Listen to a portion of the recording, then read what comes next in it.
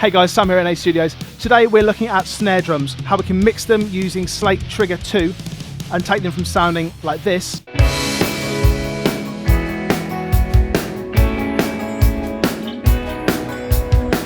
and make them sound like this.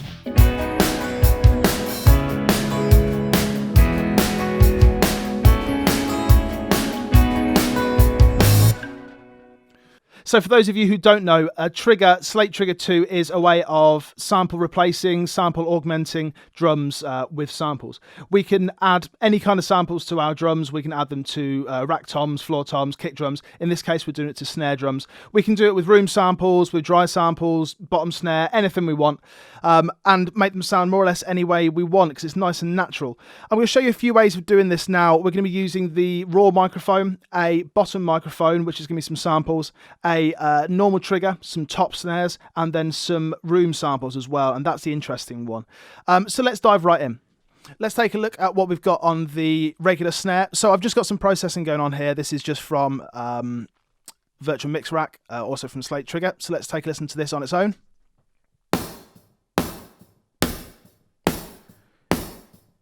So without any of the processing. And then okay, that's cool, but it needs some help. It's got some reverb on there, it's going to a room bus as well, but it needed some help from some samples just to support it. So here's a few ways that we can use them then. On this snare trig track, I've got trigger first off, followed by some processing, and I'm just using some top snare mics here.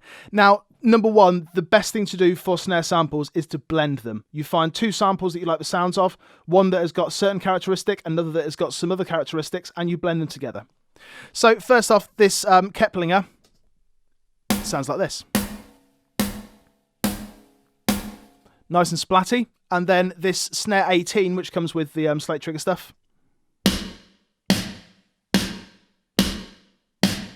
So it's got quite a decent bottom end, that one, but I kind of like the bottom end from the Keplinger as well, but it's got that nice top end, that nice slap to it as well. Let's just take one more listen to those. Let's listen to them together though. Because if I listen to the Keplinger on its own, then you'll hear that it's somewhat lacking, but once I solo Snare 18 as well, you'll hear that it kind of comes to life.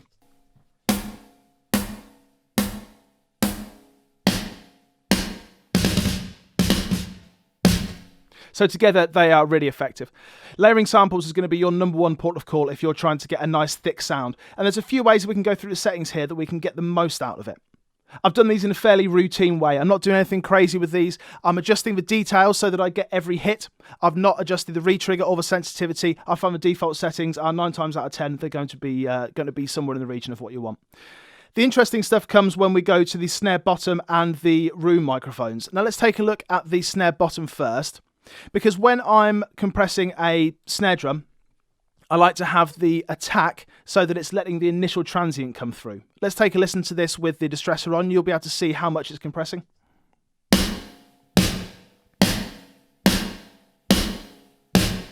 So it's compressing a fair bit, but it is letting that initial transient come through, so it's not completely squashing it. If I were to take that attack all the way down to 0, you'll hear it squashing it. Then as I bring it up, we start getting a bit more life out of that snare, a little more of the initial attack. So that's fairly routine stuff. But for the bottom, we want to do more or less the complete opposite of that. We don't want to allow any of that initial transient to come through because that's already coming through in the top mic. So we want to compress that straight away. And this is coming from a sample, which we'll look at in a second. But we are compressing this in such a way that it has got barely any attack whatsoever. And we're just completely squashing it. And then we're making the release fairly fast as well. So what that's doing is it's bringing down the transient almost immediately, and then it's releasing. So it's throwing up that bottom snare as a release after the initial attack. Let's take a listen to that. Without the compressor, and with. So what that's doing is it's allowing the bottom mic to get out of the way when the top mic is hitting. It's kind of like ducking it, but we're just doing it with the compressor. Now, the bottom mic I like to trigger as well, because I kind of find that if you're using a bottom microphone, then the way you've got it positioned, typically I'll have to clip it onto the bottom of the snare drum or something like that. It's just a bit of a nightmare. But again, I like to blend some different snare drums here. So I've got the Brady ply, the 8 ply. I've got the something that I can't pronounce, a Brady Jara, something like that, and then the Joyful Noise as well. These are all from Slate expansion packs. So one on its own, kind of lacking a bit. It has that sizzle. That one's got a bit more bottom end, and that one's got a bit more ring to it. So when I put them all together,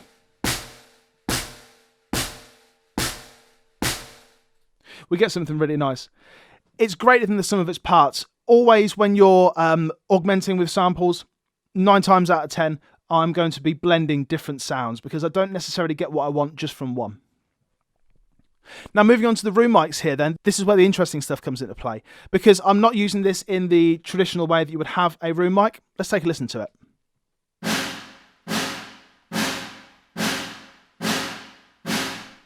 So it's kind of whooshing up. In the same way as with the bottom snare mic, I don't want to have that initial hit because I want that to come from 90% from the top mic. But instead of ducking it with a compressor, I'm doing it with the controls within Trigger. So if we go to our curves here, we're on mixer at the moment, let's go to curves. We've got attack, sustain, release, dynamics, velocity, and then a range. I'm bringing that range down so that the quietest hit that will sound is at 0, kind of in MIDI terminology, and then 59 is the loudest. Well, I don't want any crazy hits there. I don't want anything really loud, anything up to 127. They're not useful for me. I don't find that they're as good sounding in the room as the lower ones are. Let's take a listen to those hard hits, and you'll hear that they're really, they're like a rocket.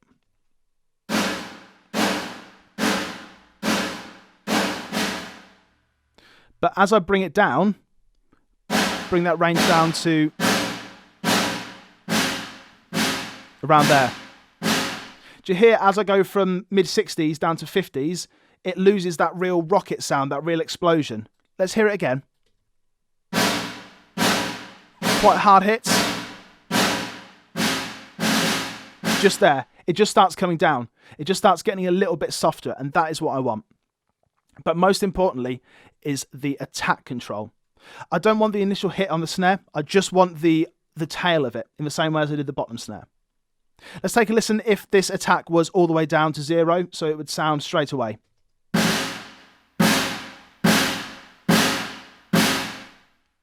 It's not useful to me. I've got 4 different sources for a snare drum here. I've got the microphone, I've got the regular samples of snare top, the bottom mic, and the room. If they're all sounding on the initial transient, then it's too much, it's overkill. In the same way as I like to use samples on their strengths, one's got top end, one's got bottom end, I like to do that with different sources as well. So for the top microphone and the top microphone samples, they're getting the initial hit. The bottom mic is to get the brightness in the tail, and then the room sample is to get the brightness and the size in the tail as well. So as I bring this attack up, you're going to hear the sustain remain the same and the release remain the same, but the initial attack is just going to disappear because I don't want it.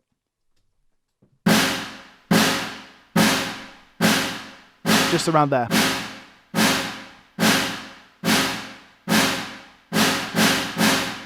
I'm just getting the tail.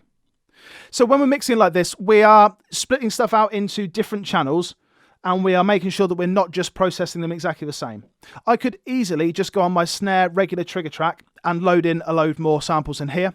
So I've got a load of sample spaces here. I could put in my bottom mics, I could put in my room mics, but then I'm not able to process them in the way that I want to. I'm not able to compress that bottom mic in the way that I wanted to, so it's differently from the top mic, and I'm not able to do different stuff to the room mics. I might want to crush them, or might want to smash them in some way that's different to the top mic or the bottom mic. So I would always advise to split out your sources so that you've got different things on different channels so you can process them differently. You can have your room samples on one channel, you can have your bottom mics on one channel, your top mics on another channel, and just use them to their strengths. In the same way as we use several samples, we can use several different channels to get exactly what we want. So let's take a listen to this now then. Let's bring in these microphones as they come, and we'll just hear a difference. So starting off with just the top snare microphone, and then we're going to bring in the different trigger tracks as we go, starting with the top snare mic. So here it is, just raw, the microphone to start off with.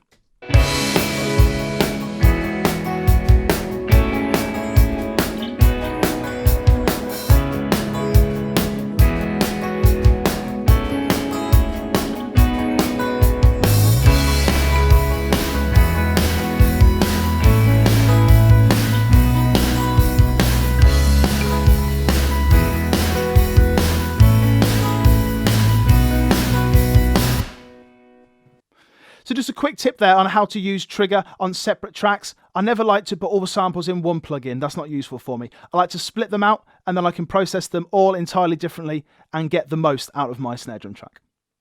Thanks a lot for watching. Make sure you subscribe and check out the rest of the channel, and I'll see you next time. Take care.